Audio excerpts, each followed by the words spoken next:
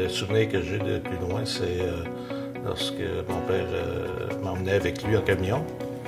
C'était un camion, les camionneurs savent c'est quoi un flat nose, c'est le type de camion où il y avait de l'espace entre le conducteur et le halpeur. Puis il m'embarquait au milieu, puis on faisait la run ensemble, là, puis il m'emmenait partout. Donc ma mère, les garderies n'existaient pas à cette époque-là, donc c'était utile. À ce moment-là, j'avais environ 3 ans. Obélix qui est tombé dans la potion magique, oui. À mes débuts, j'ai commencé à aider un de mes oncles qui travaillait à la presse à carton. C'était dans une petite bâtisse derrière la maison. Ça me rapprochait un peu de la récupération, parce qu'en réalité, à cette époque-là, on parle de 1967 environ, j'avais 7 ans. Je goûtais à la récupération, on pressait du carton. Donc. Mon père avait travaillé tout l'hiver à construire cette fameuse presse-là. À l'époque, quelqu'un qui travaillait en soudure, il n'y avait pas d'aération, puis il avait pratiquement été malade pendant plusieurs mois là, à cause des respirations de vapeur de soudure. Les débuts sur la route avec les camionnettes datent de 9 ans. Et par la suite, les gros camions, on peut dire 12 ans. Là, aussitôt que je prenais un peu de longueur de jambe, je pouvais changer de catégorie de camion. Mais j'ai commencé sur les petites camionnettes. C'était une question de pouvoir toucher les pédales, parce que sinon j'aurais pu commencer sur les gros camions immédiatement. Mais comme on dit, j'ai été élevé dans les camions. Il n'y a aucun doute là-dessus.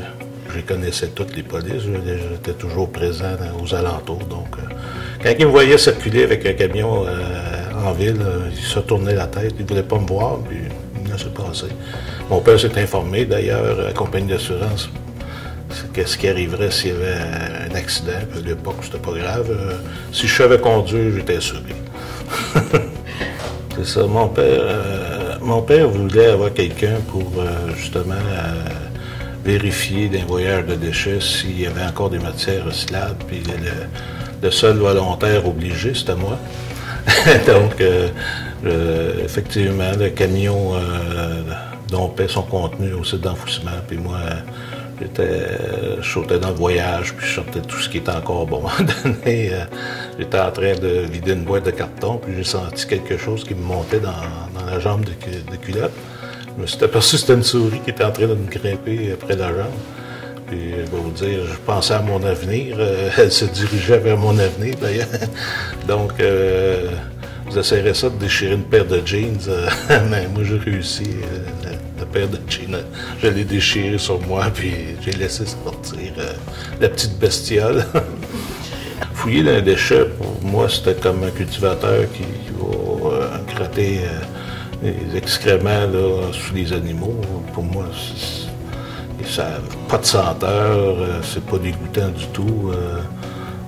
Quand on est élevé là-dedans, je suppose que c'est normal.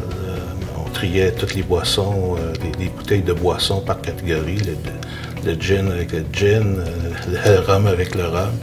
Et c'était revendu à la commission des liqueurs. Les cages d'eau de Javel étaient remplies de nouveau. Tous les contenants de boissons gazeuses, Pepsi, Coke, 7-Up, ça fallait les trier réellement par sorte, parce que, mettons, lorsqu'on envoyait, mettons, une bouteille de Pepsi chez Coke, c'est sûr qu'elle était détruite. Il ne voulait pas que le compétiteur la reçoive, donc il fallait tout trier ça. Ma sortie de l'université, le bureau, c'était tout fait à la main, les comptes payables. On appelait ça des ledgers à l'époque.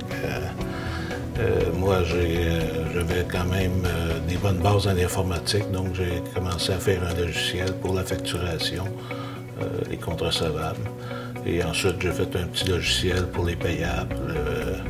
Puis je m'occupais des payes. Sur les payes, c'était plus compliqué, ça continuait manuellement jusqu'à temps qu'il y ait des logiciels qu'on connaît aujourd'hui. En réalité, on doit se diriger vers d'autres sources d'énergie. La variété des sources d'énergie va faire en sorte qu'on va être moins dépendant du pétrole. Donc, moi, je crois que l'extraction du méthane dans le processus de compostage va faire en sorte que ça va devenir intéressant pour peut-être faire fonctionner des flottes de camions, les autobus en milieu urbain et même les camions de déchets.